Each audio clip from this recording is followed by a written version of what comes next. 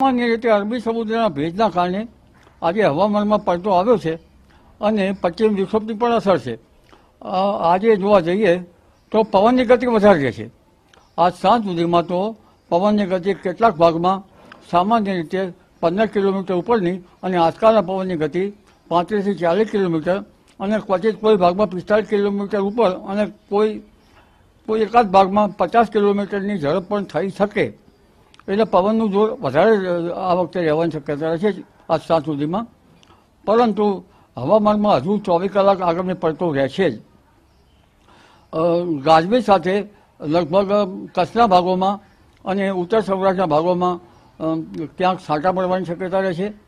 આ ઉપરાંત ઉત્તર ગુજરાતના ભાગોમાં પણ હવામાનમાં પડતો આવશે. સાબરકાંઠાના ભાગોમાં ઉત્તર ગુજરાતના તેમાં પડતો આવવાની શક્યતા રહેશે. પંચમહાલ મહીસાગરના ભાગોમાં પણ હવામાનમાં પડતો આવશે. સાંજ સમાચાર ફેસબુક પેજને લાઇક કરો, વિડીયો શેર કરો અને વધુ વિગતવાર સમાચાર માટે sanssamachar.net વિઝિટ કરો.